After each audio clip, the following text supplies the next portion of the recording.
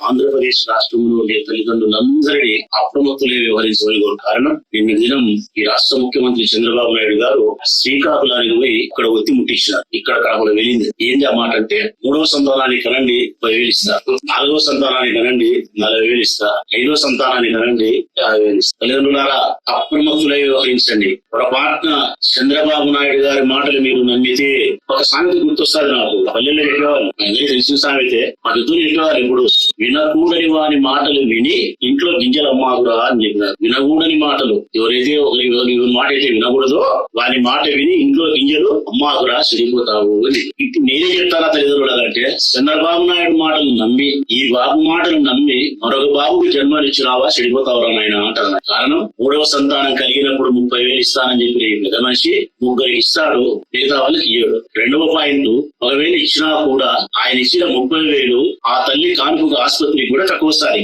కాన్పు కూడా తక్కువ వస్తాయి. ఇప్పుడు 30,000 60,000 కాదు కాన్పు ఆసుపత్రికి పోతే. మరి ఆ రోజు తొలి రోజులు కాన్పుకు ఉపయోగపడే 30,000 ఆ పిల్లోడు పెరిగి పెద్ద అయ్యేంత వరకు ఎవరు బాధ్యత తీసుకోవాలా అని అడుగుతా ఉన్నాను. మరి భవిష్యత్తు మాట ఏంటి ఏం చెప్తానని. వాడు బడికి పోతే ఏంటి, ఆసుపత్రికి పోతే ఏంటి, భోజనం ఏంటి, వారి ఉద్యోగం ఏంటి, సద్యోగం ఏంటి, మంచి ఏవి చెడ్డేవి. ఈ రోజేమో కనమని చెప్తావు 3 ఎవరు 4 గను 5 మందిని అని చెప్పి నీ మాటలు నమ్మి వారి పొరపాట్ల కంటే పిల్లల భవిష్యత్తు ఏంది? ఇందులో ఇక్కడ గుర్తుపెట్టుకోవాల్సిన అంశం తల్లిదండ్రులు ఉంటుంది. 3వ సంతానం కంటే 30,000 అక్కడే చిన్న అండర్లైన్ చేసుకోవాలా. కాన్పు వరకే లెక్క. ఏం చెప్పినా కాన్పు వరకే, ప్రతి ఏటా కాదు. తల్లిదండ్రులారా 3వ బిడ్డకు ప్రతి సంవత్సరం 30,000 ఇస్తా అని చెప్పలేనా? నువ్వు కన్ని రోజు మాత్రం 30,000 ఇస్తాడట, మిగతా సంబంధం లేదంట. నేను అడుగుతా ఉన్నా ఈ ముఖ్యమంత్రి గారిని, అట్టొద్దయ్యా.